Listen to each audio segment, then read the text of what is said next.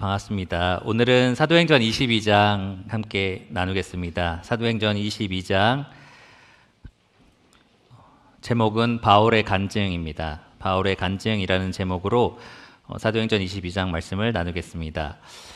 주 57년에서 59년까지 이제 3차 전도여행을 마치고 예루살렘에 돌아온 바울이 거기에 결박되고 가이사랴 감옥으로 옮겨졌다가 로마로 가는 그러한 여정을 담고 있습니다. 21장부터 시작됐던 이 바울의 투옥 생활이 22장까지 연결이 되고요. 특별히 오늘 본문인 22장에서는 그 자기를 결박했던 유대인들에게 자기의 구원 간증을 전하는 그러한 내용이 담겨 있습니다. 바울이 어떻게 이 간증을 하게 됐는지 잠깐 소개를 해드리면, 왜 드라마도 보면은 지난 시간 잠깐 요약해서 나오잖아요. 그런 것처럼 좀 잠깐 설명을 드리면, 여러분 주보를 한번 보시면 그림과 함께 보시면 더 이해가 되실 거예요. 예루살렘 장로들이 이 유대인들의 오해를 풀어주기 위해서 이 바울에게 성전 안에서 정결 예식, 나시린의 이 정결 예식을 치르는 사람들과 같이 7일 동안 정결 예식을 치르라 라고 얘기를 했었습니다. 근데 이 절기에 찾아온 수많은 유대인들이 이 바울을 모함하고 또 선동을 해서 이 성전 밖으로 끌어내렸죠. 여기 주보에 보시면 그림에 성전이라고 써 있는 그림 보이세요? 네, 그 성전이라는 글자를 보면은 이렇게 네모나게 벽처럼 쭉 둘러싸여 있는 것이 보일 겁니다. 바로 그 벽이 이방인의 뜰과 안뜰을 구분짓는 벽이에요. 네, 그 네모난 그 줄 바깥이 이방인의 뜰이고 안으로는 이방인이 들어올 수 없는 상태였습니다. 바울은 이 성전 안에서 정결 예식을 치르다가 질질 끌려 나왔죠. 그리고 성전 밖으로 이제 내침을 당했고, 이 넓은 광야에서, 이 광장에서 이 돌로 치고 매를 맞고 그러한 일들을 당하고 있었습니다. 그런데 이 그림에 보시면 동그라미 쳐놓은 것이 보이시죠? 안토니오 요새라고 해가지고 이 동그라미로 치어져 있는 이 로마 군대가 주둔하고 있던 이 장소에서 군인들 몇백 명이 나온 거죠. 그래서 그 소동을 다 잠재우고 바울을 이끌고 이 요새 안으로, 영내 안으로 데리고 들어갔습니다. 바울은 이 얼굴에 피 범벅이 됐었겠죠. 많이 맞았을 거고 스데반처럼 거의 돌에 맞아서 죽을 지경이 되었을 상태에서 이렇게 영내로 끌고 들어온 상태였습니다. 이렇게 많이 맞고 사람들의 이 배척을 당하니까 천부장 생각에서는 이 바울이 굉장히 유명한 범죄자다라고 생각을 했던 거예요. 이로부터 약 3년 전에 이 애굽인 출신으로 이 로마의 반역을 행하려고 했던 사람이 있었습니다. 자객을 수천 명을 이끌고 이 예루살렘을 치고 들어와서 성벽을 무너뜨리겠다라고 했던 사람들이 있었는데요. 아마 그 우두머리일 거다라고 생각을 했던 것 같아요. 그런데 바울이 헬라어 말로 나는 다소 사람이다, 다소 사람 시민이다라고 변명을 했습니다. 그리고 나서 이 천부장의 허락을 받고 내가 내 백성들, 유대인 백성들에게 내 이야기를 할 수 있게 해달라라고 요청을 했는데요. 그리고 나서 이제 40절부터 히브리 말로 이렇게 자기의 변명을 하게 되었습니다. 여러분 주보에 보시면 바울을 제가 집어넣는데 보이십니까? 이 안토니아 요새 중간에 이 사도행전 21장 40절 말씀이 가리키는 이 화살표 방향을 쭉 따라가 보시면 바울이 서 있습니다. 보이세요? 네, 이 옆에 층계도 보이십니까? 예, 층계를 따라 올라와서 이 위치에 서서 이 광장에 서 있는 수많은 유대인들을 향해서 바울이 이 자기 변명을 한 겁니다. 네, 지금 막 찾고 계시는 분도 계시는데요. 네, 예, 대충 보이시죠? 예, 거기에 서서 이제 바울이 자기 변명을 한 겁니다. 바울의 변명은 쉽게 말하면 구원 간증이었어요. 자기가 어떻게 구원을 받게 되었는지 이 이야기를 하게 되었습니다. 여러분 종종 이 자리에 앞에서 침례식 전에 구원 간증을 들으실 때가 있을 거예요. 근데 구원 간증 들으시면 마음이 어떠세요? 뜨거워지시죠? 예, 뜨거워지시고 나도 저럴 때가 있었는데, 구원받기 전에 나도 저렇게 주님 모르고 이렇게 살았을 때가 있었는데 라는 생각이 드실 겁니다. 그리고 그렇게 살아가던 어떤 사람을 하나님이 이렇게 만나주셨구나 하면서 마음에 큰 감동이 일어납니다. 나를 만나주신 하나님이 이 사람도 이렇게 만나주셨구나 라는 생각에 참 감사가 되고요. 또 놀랍게 이 사람의 변화되는 모습을 보면서 정말 하나님 살아계시다, 하나님 은혜가 풍성하시다라고 우리가 고백을 드리게 됩니다. 구원 간증하는 것을 믿지 않는 사람이 들을 때도 많은 역사가 일어납니다. 나도 저렇게 살고 있는데 어떻게 하면 저 사람처럼 하나님을 만날 수 있을까? 어떻게 하면 저 사람처럼 평강 가운데 살 수 있을까? 은혜를 누리면서 살 수 있을까? 나도 하나님 만나고 싶다. 이런 마음을 이 간증을 들을 때 하게 됩니다. 바울의 간증도 그러한 영향을 분명히 미쳤을 겁니다. 이러한 분명한 목적을 가지고 바울도 자기의 구원 간증을 했습니다. 바울의 구원 간증을 세 가지로 좀 구분해서 설명을 하면 구원받기 전, 구원받은 때, 구원받은 후 이렇게 세 가지로 구분을 할 수 있습니다. 구원받기 전에 대해서 바울이 뭐라고 말했냐면 나도 너희랑 똑같은 유대인이었다. 똑같이 자기의 의를 내세우면서 그것으로 하나님께 나아가려고 했던 그러한 사람이었다라고 얘기를 합니다.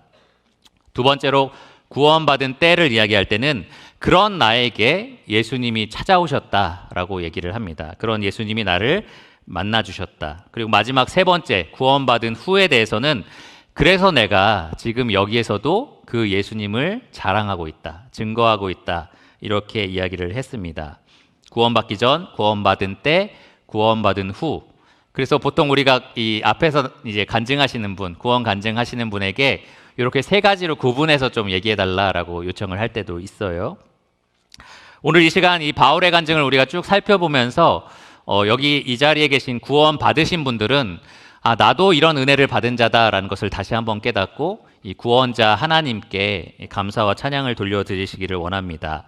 또 이 자리에 아직 구원받지 않으신 분들은 나도 그런 은혜를 받고 싶다, 나도 그런 하나님의 의를 옷 입고 싶다, 그러한 간절한 갈망을 가지시기를 기도합니다.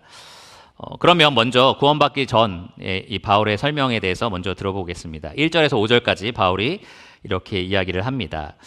구원받기 전에 자기도 너희들처럼, 이 유대인들처럼 나의 의를 쫓았다, 나의 의를 따랐던 때다라고 이야기를 합니다. 바울은 얼마나 유대인과 자기가 같았는지 설명하기 위해서 굉장히 많은 노력을 하는데요. 첫 번째로 보시면 1절에 이들을 뭐라고 부르죠? 부형들아라고 부릅니다. 아버지들과 형제들아라는 의미인데요. 사실 스데반도 7장 2절에, 사도행전 7장 2절에 똑같이 이렇게 시작을 했습니다. 부형들아, 너희들은 나의 아버지고 너희들은 나의 형제들이다 라는 이런 친숙한 표현, 또 이렇게 존귀하게 여기는 그러한 표현들을 사용을 했습니다. 그리고 어떤 언어로 사용했죠? 히브리 말로. 이 당시에 아주 유명한 신학자들도 히브리 말을 읽는데 굉장히 어려움을 느꼈다고 해요. 필로라는 학자도 그렇다고 합니다. 근데 이 바울은 자기 백성들에게 말할 때 모국어로 이야기를 한 겁니다. 그러니까 더 친근하게 느껴졌겠죠. 이러한 언어를 사용했습니다.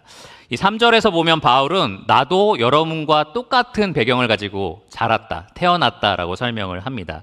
22장 3절을 보시면 나는 유대인으로 라고 얘기를 합니다. 자기가 유대인 혈통이다라는 얘기를 하는 거죠. 빌립보서 3장 5절에 보면 제가 아침에 이 자리 앞에서 읽었지만 바울은 히브리인 중에 히브리인, 베냐민파, 난지 8일 만에 할례를 받은 정통 유대인이었습니다. 어쩌다가 나중에 유대인으로 편입된 사람이 아니었고요. 태어날 때부터 정통적인 유대인의 방법대로 태어난 사람, 유대인의 혈통을 가진 사람이 바로 바울이었습니다. 그리고 22장 3절을 계속 읽어보시면 나는 유대인으로 길리기아 다소에서 났고 이 성에서 자라 라고 얘기합니다. 이 성이 어디죠? 지금 어디 성전에서 얘기하고 있는 거죠? 예루살렘. 그러니까 나는 이 예루살렘에서 유년 시절을 보냈다라고 얘기를 하는 겁니다. 어릴 때부터 이 성에서 계속해서 자랐다. 교육은 무엇을 받았습니까? 이 성에서 자라 가말리엘의 문화에서 우리 조상들의 율법의 엄한 교훈을 받았고, 이 당시에 유대인들은 우리나라로 치면 뭐 서울대, 연대 뭐 이런 게 없죠. 그냥 유명한 랍비의 밑에서 도제 교육을 받는 그러한 방식으로 고등 교육을 받았습니다. 이 당시에 힐렐 아키바에 이어서 가장 최고의 학자 랍비가 가말리엘이라는 사람이었어요. 그 셋 중에서도 최고가 가말리엘이었습니다. 근데 바울이 어디서 배웠다고요? 이 가말리엘의 문화에서 율법의 엄한 교훈을 받았다. 나는 대충 하는 학생도 아니었고 아주 엄한 교육을 받은 제대로 배운 사람이었다라고 얘기를 합니다. 그래서 결과적으로 바울이 하고자 했던 말은 이거예요. 3절 마지막 부분을 보시면 오늘 너희 모든 사람처럼 하나님께 대하여 열심히 있는 자라. 내가 예수님 만나기 전에 지금 이 자리에 있는 모든 유대인들처럼 나도 똑같이 열심히 있는 사람이었다. 이렇게 설명을 했습니다. 더했으면 더했지. 더했으면 더했지. 너희들처럼 똑같이 하나님에 대해서 열심히 있는, 너희와 조금도 다르지 않은 그러한 사람이었다. 이렇게 이야기를 했습니다. 그 이후에도 바울은 서로가 동질감을 느낄 수 있는 여러 가지 표현들을 사용해요. 3절을 보시면 그냥 율법이라고 하지 않았고 뭐라고 했죠? 우리 조상들의 율법, 우리 조상들, 나와 당신들의 조상이 같다라는 얘기고요. 나와 당신들이 배운 율법이 같다라는 말입니다. 14절에도 보시면 그냥 하나님이라고 하지 않았고 뭐라고 되어 있습니까? 우리 조상들의 하나님, 우리가 믿는 하나님이 같다라는 이야기를 합니다. 그리고 나서 이제 바울이 예수님을 만난 후에 아나니아라는 사람을 통해서 눈이 떠졌고 또 이 사람이 정말 우리 사람이다라는 그러한 확증을 받게 됐는데요. 이 아나니아에 대해서 바울이 어떻게 설명하는지 한번 보십시오. 12절을 보시면 12절에 아나니아에 대해서 뭐라고 말합니까? 율법에 따라 경건한 사람으로 거기 사는 모든 유대인들에게 칭찬을 듣는 아나니아. 그러니까 그냥 내가 예수님 만나고 나서 그냥 기독교에 속한 어떤 형제가 와서 너 인정해 줄게 이렇게 한 게 아니에요. 그러니까 바울을 인정해 준 사람이 유대교, 유대인들이 다 칭찬했던 사람, 그리고 율법에 대해서 열심히 있었던 사람, 이 아나니아라는 사람이 그런 사람이다라는 얘기를 덧붙입니다. 그러니까 자기가 정말 유대인과 같았다라는 것을 계속해서 강조를 하는 거죠. 그리고 그 아나니아도 13절에 보면 형제 사울아라고, 사울을 형제라고 부릅니다. 그러니까 이렇게 바울이 계속해서 노력했던 것은 믿기 전에 나는 너희랑 똑같았다라는 것을 계속 강조를 하고 싶었던 겁니다. 바울이 계속해서 설명하면서 나는 율법에 대해서 너희처럼 열심히 대단한 사람이었어 라고 얘기를 하는데요. 그것을 증명해 줄 사람도 청중 가운데 있었습니다. 여기 4절과 5절에 나와 있습니다. 지금 유대인들은 이 바울이 층계 위에 서 있고 이 바울을 어떻게든지, 이 그리스도인 도를 믿는 이 사람을 어떻게든지 죽이려고 했던 그러한 상황이었는데요. 예전에는 반대로 바울이 이 그리스도의 도를 믿는 사람들을 죽이기까지 하려고 했었습니다. 4절을 보시면 이렇게 기록이 되어 있어요. 내가 이 도를 박해하여 사람을 죽이기까지 하고 남녀를 결박하여 옥에 넘겼노니, 내가 그런 일을 했다라고 이야기를 합니다. 너희가 지금 나한테 하려고 하는 짓을 나도 똑같이 했었어 라고 얘기하면서 증인이 있다고 해요. 5절을 보시면 누가 증인입니까? 이에 대제사장과 모든 장로들이 내 증인이라. 너희 가운데 지금 있는 대제사장들, 장로들이 내가 어떤 사람이었는지를 다 증명해 줄 수 있다, 이렇게 설명을 했습니다. 실제로 이 다메섹에 공문을 받아다가 다메섹에 있는 형제들을 잡아서 옥에 가두려고 했어요. 예루살렘으로 끌고 와서 옥에 넘겨주려고 했었는데 그때 누구에게 공문을 받은 거예요? 대제사장들과 장로들에게 공문을 받았던 겁니다. 그러니까 그 공문을 보면 알겠죠. 바울이 누군지. 그리고 거기에 있는 대제사장들과 장로들 이야기를 들어보면 이 바울이 진짜 누구였다라는 것을 그들이 충분히 알 수 있는 상황이었습니다. 바울은 나도 너희처럼 똑같이 율법에 열심히 있는 사람이었어 라고 이렇게 힘주어서 설명을 했습니다. 그런데 바울은요, 이 청중이 하나님에 대해서 열심히 있다라는 것 자체를 문제 삼지 않았습니다. 자기의 과거도 그렇고 지금 이 청중도 하나님에 대해서 열심히 있는 것 자체는 좋다 이거예요. 근데 문제는 무엇이냐? 그 열심이 올바른 지식에 따른 것이 아니다라는 겁니다. 그 열심이 올바른 지식을 따른 것이 아니다. 그래서 로마서 10장 2절과 3절에서 이 바울이 이렇게 기록을 했습니다.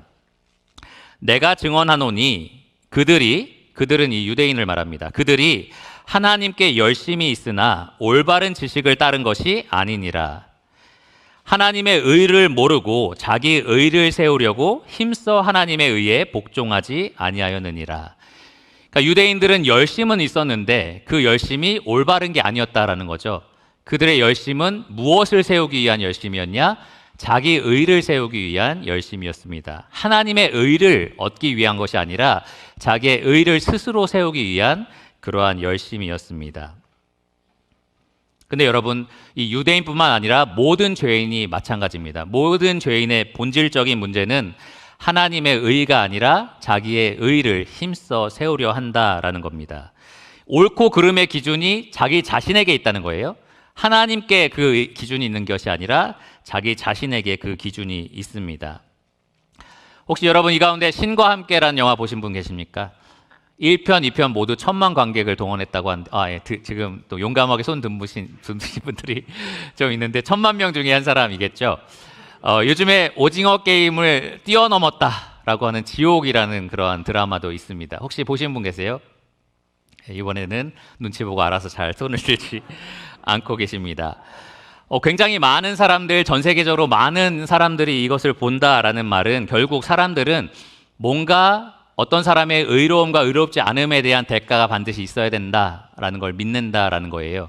그 사람이 어떻게 살았느냐를 나중에 최종 결산을 해서 그에 합당한 대가를 반드시 치르게 해야 된다라는 생각을 다른 사람들이 한다라는 겁니다.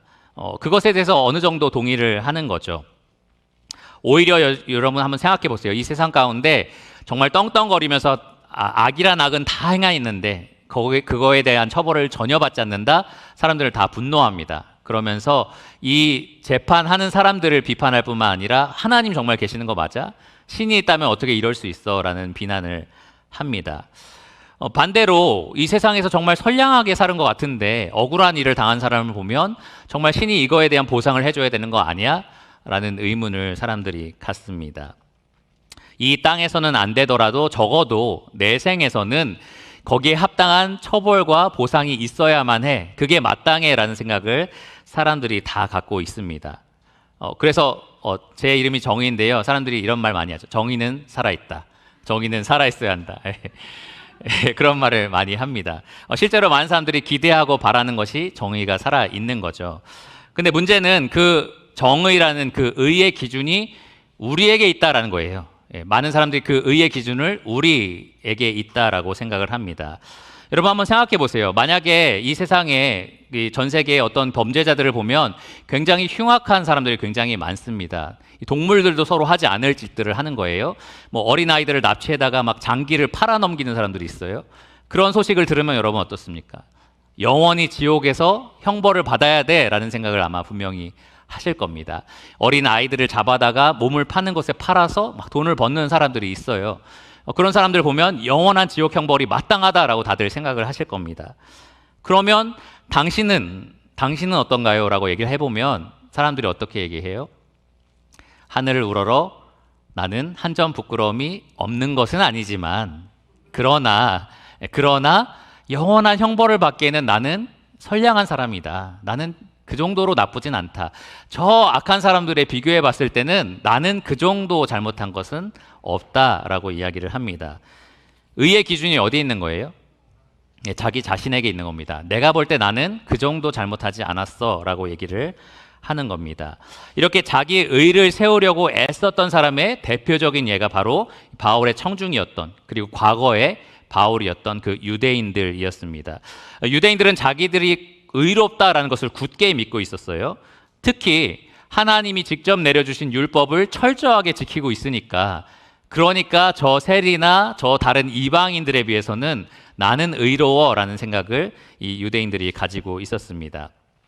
빌립보서 3장 6절에 보면 이 바울은 율법의 의로는 내가 흠이 없었다라고 이야기를 해요. 그러니까 이 법을 철저하게 지키고 있기 때문에 나는 문제가 없다라는 겁니다. 한 부자 청년이 예수님께 찾아와서 어떻게 하면 영생을 얻을 수 있습니까? 라고 물어봤을 때 예수님이 율법에 이런 것을 네가 지켜야 된다. 그러니까 그 청년이 뭐라고 하죠?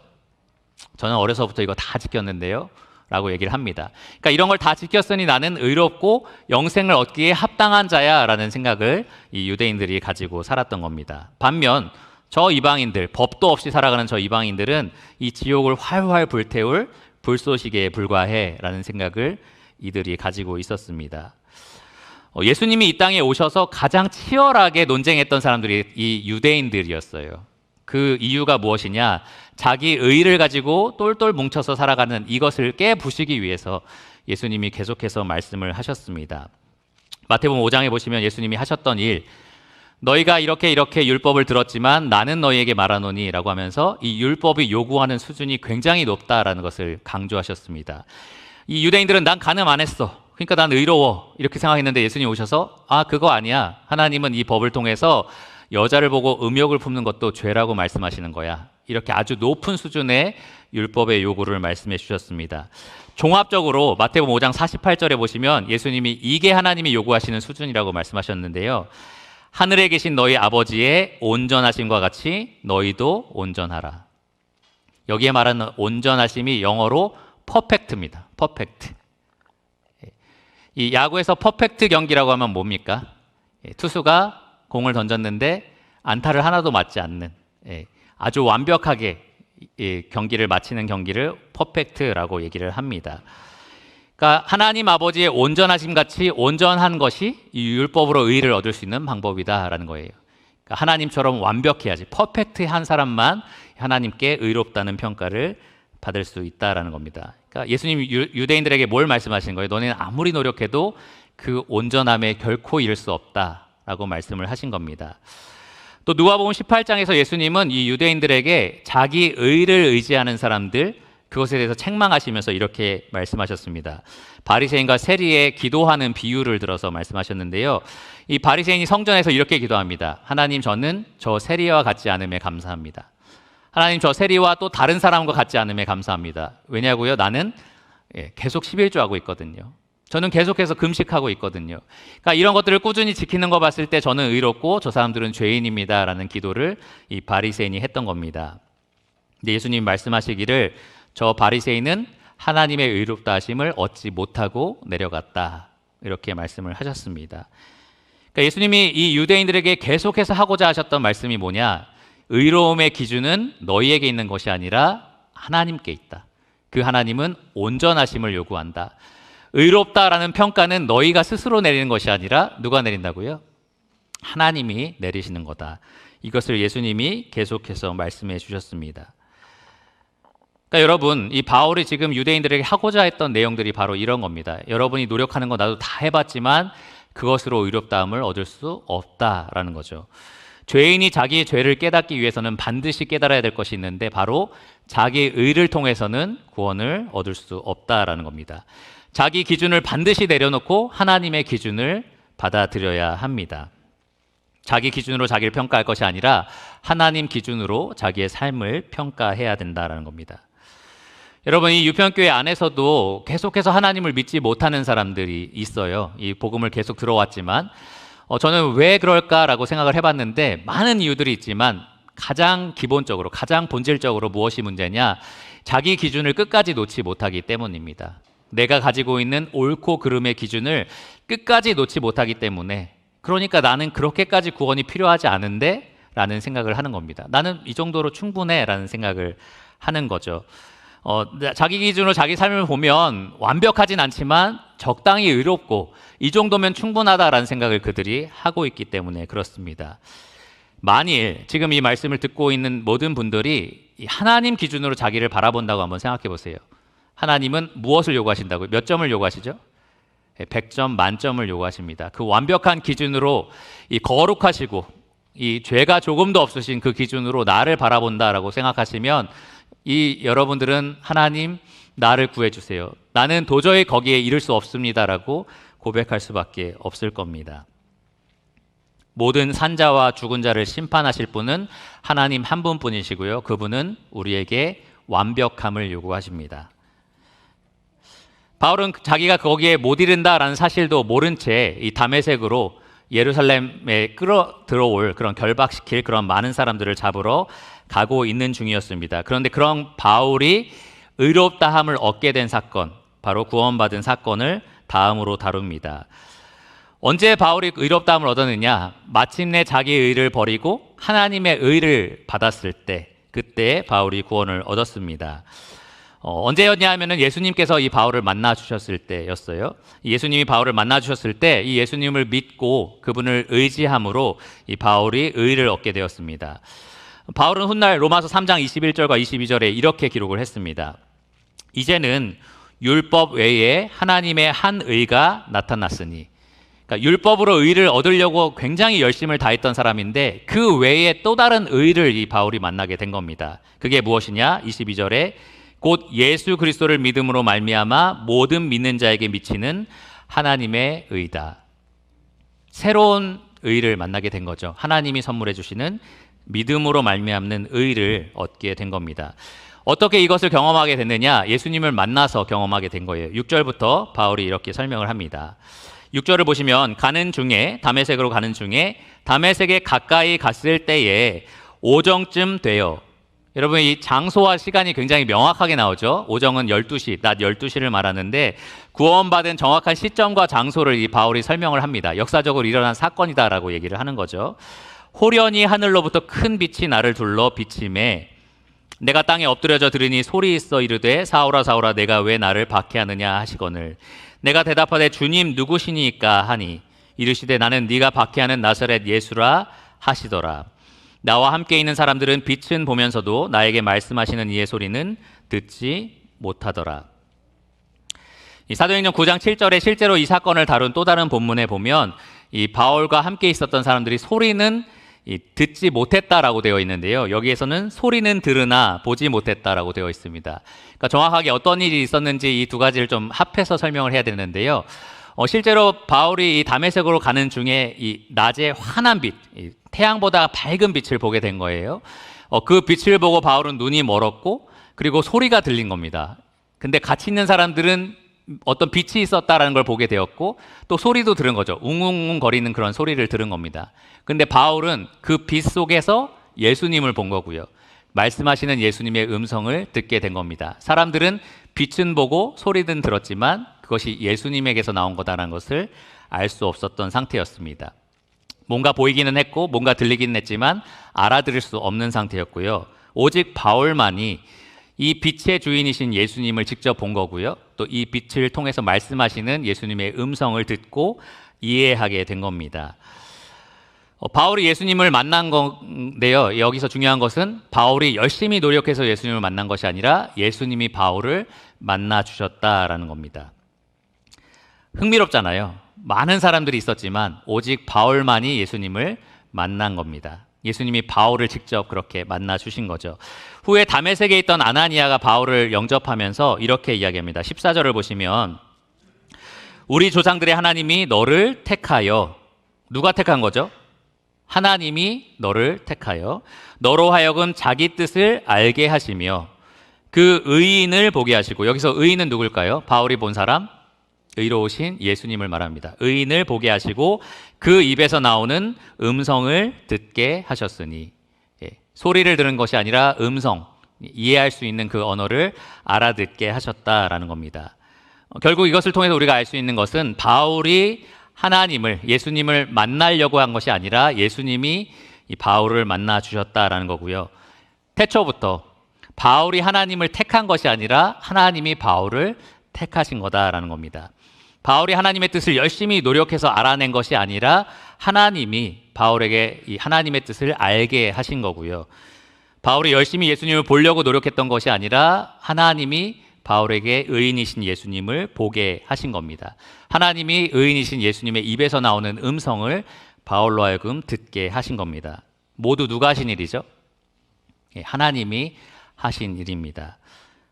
바울이 율법에 대한 열심을 가지고 자기 의를 내세우려고 했던 바울이 그 의를 버리고 하나님의 의를 옷 입게 된 것은 바로 이렇게 하나님이 초자연적으로 자기를 인격적으로 만나주신 이 사건 때문이었습니다. 그래서 이 바울이 하나님을 믿게 된 겁니다. 이 바울이 어떻게 믿음을 고백하는지 한번 보세요. 처음에는 이 바울이 이렇게 8절에 이야기를 합니다. 주님 누구시니까? 흥미로운 표현 아니에요? 주님이라고 해놓고서 누구십니까? 이상하죠. 예. 여기서 주님이라는 것은 그 뒤에 나오는 주님과 같은 표현이지만 그냥 나보다 좀 높은 사람을 의미할 때도 이런 표현이 사용이 됩니다. 그러니까 바울은 처음에는 누군지 몰랐던 거죠.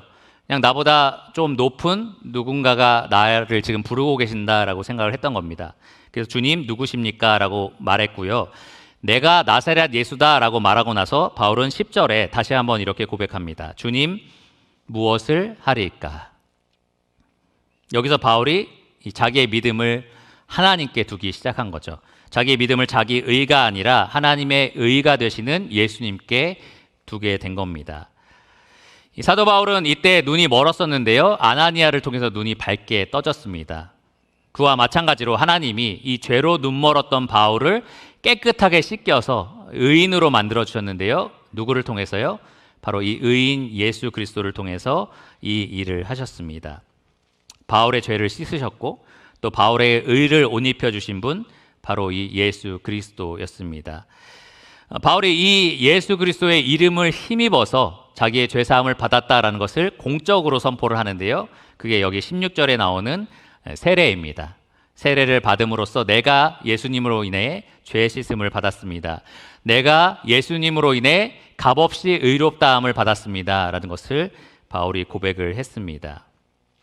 이게 바울이 발견한 두 번째 의예요. 첫 번째 율법을 통해서 어떻게든지 자기 의를 세우려고 하는 그것을 바울이 내려놓았고요. 이 두 번째로 나타난 그리스도를 통하여 그분을 믿음으로 통하여 하나님께 값없이 받는 은혜로 얻는 이 새로운 의를 바울이 얻게 되었습니다.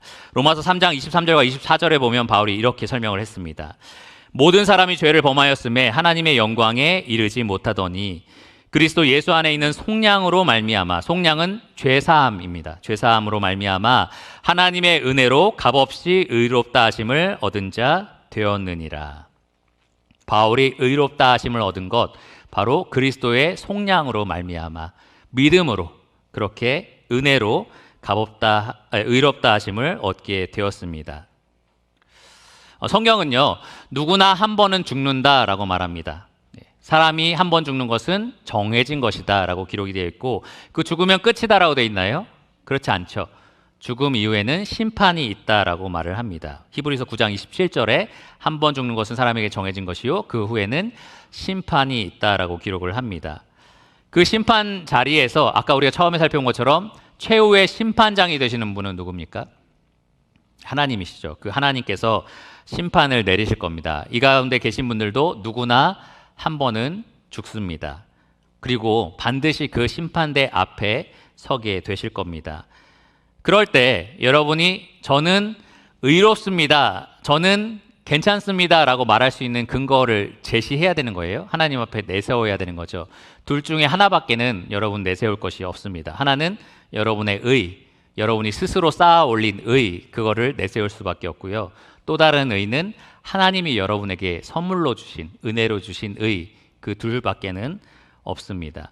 여러분 만일 하나님 앞에 섰을 때 여러분의 의를 내세운다고 한번 생각해 보십시오. 여러분 뭐라고 얘기할 수 있겠어요? 하나님 저는 그래도 의롭습니다라고 어떤 근거를 제시할 수 있겠습니까? 저 그래도 되게 선량한 시민이었어요. 교통법규 어긴 적이 거의 없습니다. 이렇게 얘기할 수 있나요? 저 교회에 빠짐없이 정말 열심히 나왔고요. 정말 헌금 열심히 했고요. 성도들 섬기는데 정말 최선을 다했습니다. 뭐 이런 얘기들을 할 수 있겠죠. 뭐 가족들, 성도들, 주변에 있는 이웃들을 사랑하려고 제가 최선을 다했습니다. 우리 가족 부양하기 위해서 내가 정말 힘들게 일하고 정말 열심히 살았습니다. 이러한 얘기들을 다 할 수 있을 겁니다. 또 내가 조금 빠진 게 없나 싶으면 율법을 찾아보시면 돼요. 하나님 요구하시는 게 이런 건데 제가 이런 거 지켰고요. 이런 거 다 했습니다. 이렇게 여러분의 의를 내세울 수 있을 겁니다. 유대인들이 그렇게 했던 거죠. 그렇게 해서 어떻게든지 하나님의 기준에 이르려고 노력을 했던 겁니다. 이 땅 바닥부터 자기 공적을 쌓아서 어떻게든지 천국까지 이르는 길을 만들어 보려고 노력을 했던 겁니다. 근데 재판장이신 하나님 뭐라고 말씀하실까요? 그걸로 충분하다? 아니죠. 그걸로 어림도 없다라고 말씀을 하십니다. 나는 너에게 온전함을 요구한다. 퍼펙트를 요구한다. 그러니까 그 퍼펙트에 이를 수 있는 사람이 누가 있겠어요? 그러니까 자기 의를 내세운 사람은 다 그 앞에서 무너지고 말 것입니다. 아무도 그 앞에서 하나님께 의롭다함을 얻지 못할 겁니다. 그래서 하나님께서 우리에게 주신 것, 우리가 이 땅에서 쌓아 올려서 천국까지 갈 수 없기 때문에 천국에서 하나님이 육신을 입고 이 땅까지 내려오셔서 은혜로 베풀어 주신 의가 있습니다. 그게 바울이 만난 새로운 의였던 거죠. 예수님을 통해서 예수님의 생애, 완벽한 생애, 그리고 죽으심, 부활을 통해서 우리에게 옷 입혀진 의가 있다라는 겁니다. 그분이 십자가에 달려 돌아가심으로 여러분의 모든 허물과 모든 연약함과 모든 죄가 다 씻겨져 내려갔습니다. 그분이 부활하심으로 인해서 그분의 온전한 의가, 온전하신 그 퍼펙트함이 여러분에게 은혜로 옷 입혀졌습니다. 그러니까 그 그리스도를 영접하는 자, 그 그리스도를 믿는 자에게는 이제 하나님의 의가 선물로 주어지는 것입니다.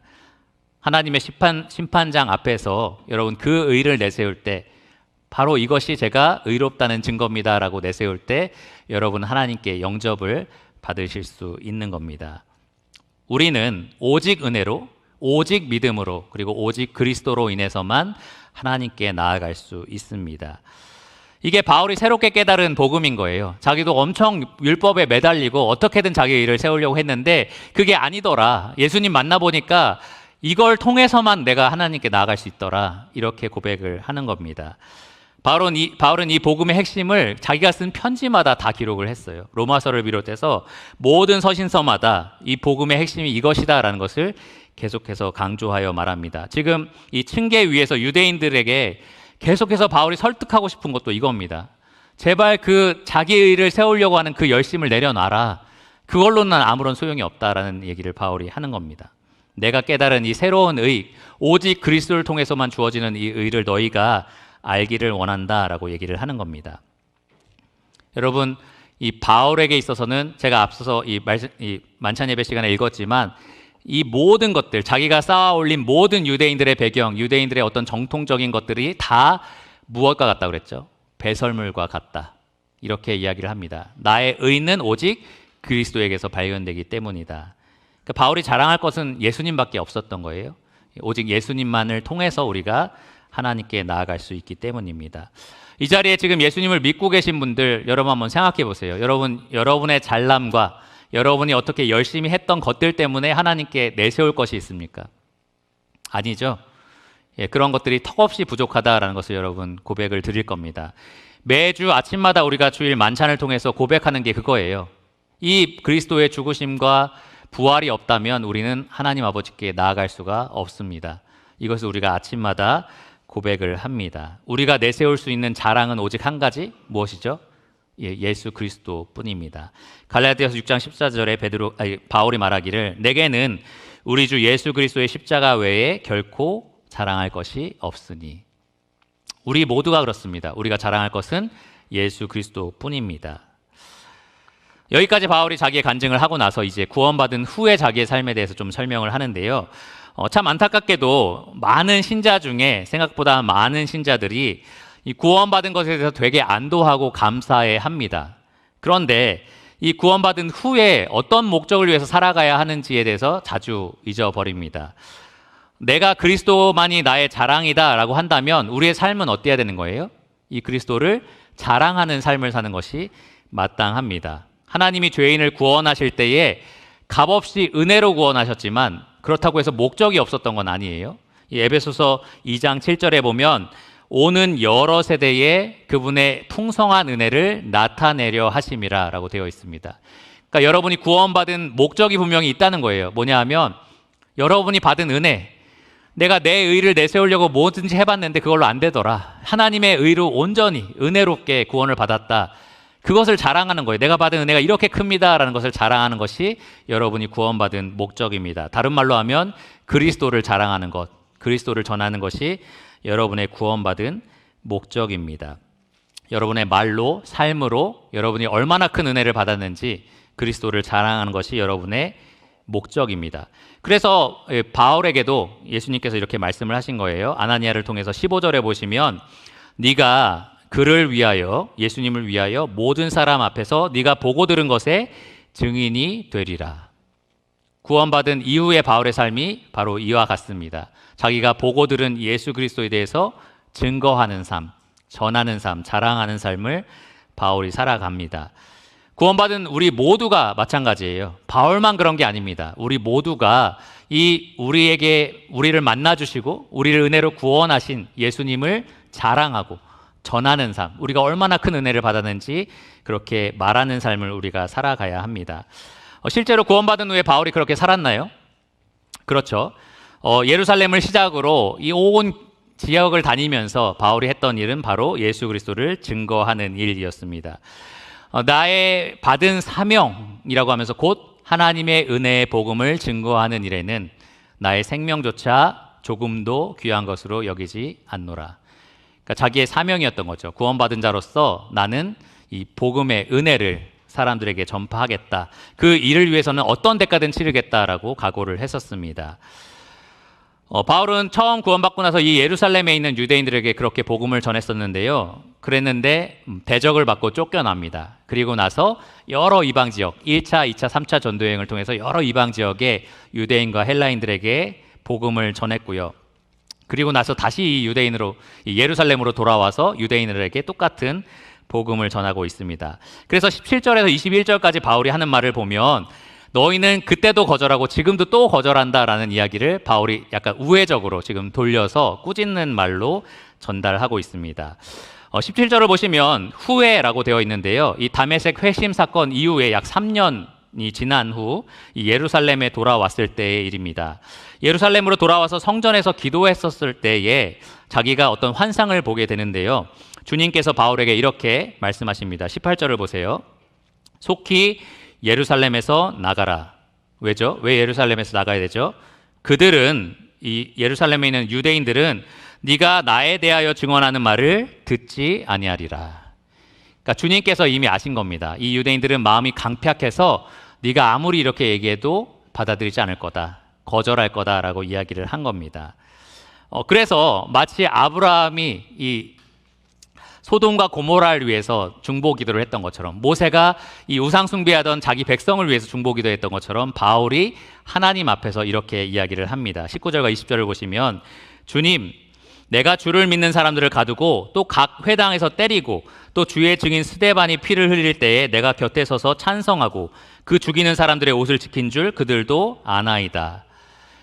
이것을 바울이 왜 얘기했냐? 이렇게까지 내가 한 사람인데 지금 이렇게 변화되지 않았습니까? 그러니까 이 유대인들이 분명히 내 말을 들을 겁니다. 이렇게 하나님을 설득을 하는 겁니다. 내가 이렇게 180도 바뀐 삶을 보면 사람들이 주님의 그 은혜를 발견하지 않을까요? 라고 이야기를 했던 거죠. 실제로 많은 학자들이 이 바울의 회심을 예수님의 부활, 그리고 예수님이 살아계시다라는 것을 증거하는 가장 강력한 증거 중에 하나라고 이야기를 합니다. 우리도 그렇잖아요. 저 사람 정말 구원받을 것 같지 않은 정말 악명 높은 어떤 죄인이 이 예수님 믿고 완전히 달라진 삶을 살면 정말 주님 살아계시다, 이러한 고백을 우리가 하게 됩니다. 바울이 그런 대표적인 예시였던 거죠. 근데 주님께서는 바울에게 21절에 떠나가라 이렇게 이야기를 하셨습니다. 떠나가라, 내가 너를 멀리 이방인에게로 보내리라. 바울이 이 이야기를 지금 유대인들에게 하고 있는 거잖아요. 그 듣고 있는 청중들에게 하고 있을 때 청중들이 어떤 기분이었겠어요?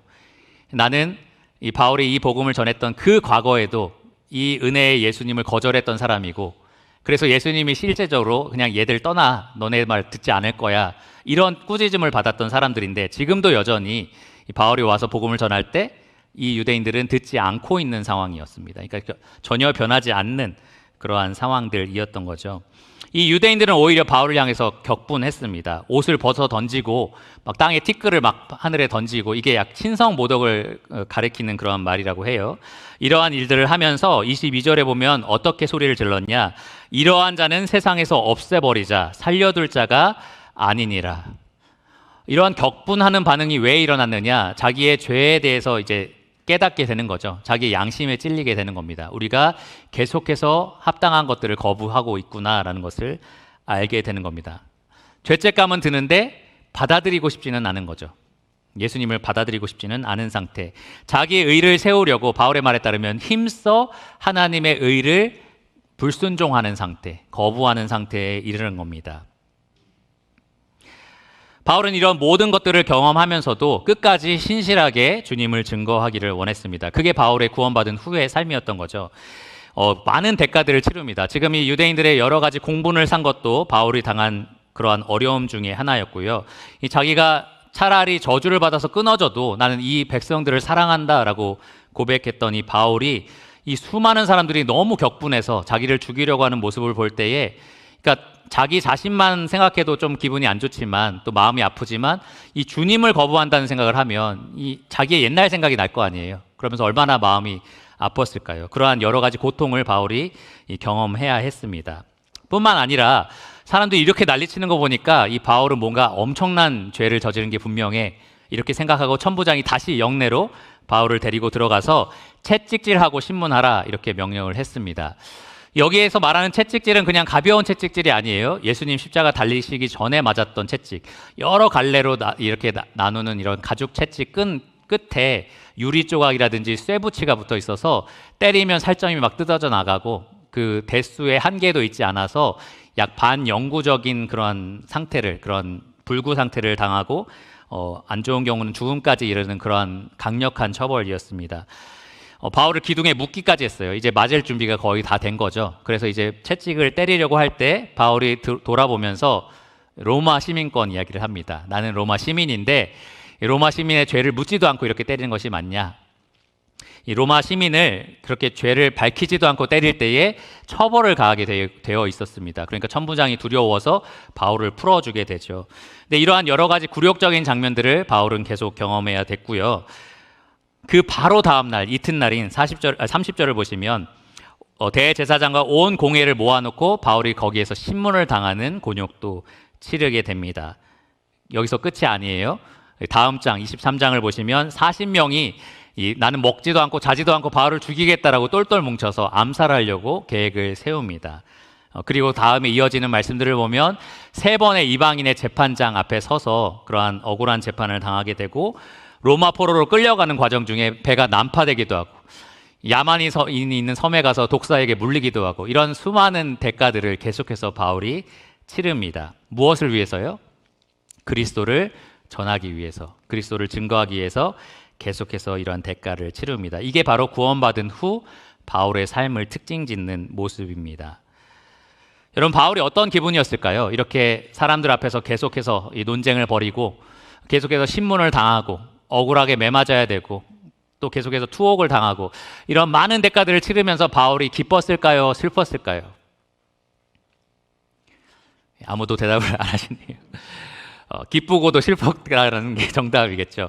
맞고 힘들고 이런 게 어렵지 않았다는 것은 아닙니다. 그런데 바울은 진정으로 기뻐했을 겁니다. 우리가 지난 시간에 살펴본 것처럼 바울의 간절한 기대와 소망이 뭐였어요? 아무 일이든지 살든지 죽든지 내 몸에서 누가 나타나는 것? 누가 존귀하게 되는 것?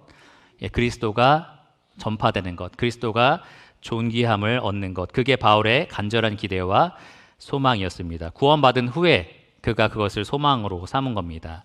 왜냐하면 자기의 어떤 노력으로도 이룰 수 없는 그 의를 그리스도가 죽음으로써 자기에게 선물로 주신 거잖아요. 은혜를 받은 거잖아요. 그 받은 은혜가 너무 크기 때문에 바울은 어떤 대가든 치를 수 있었던 겁니다. 오늘 이 말씀을 요약하자면 저는 한 구절의 말씀으로 요약할 수 있을 거라고 생각합니다. 누가복음 9장 23절에 예수님께서 하신 말씀인데요. 아무든지 나를 따라오려거든 자기를 부인하고 날마다 제 십자가를 지고 나를 따를 것이니라.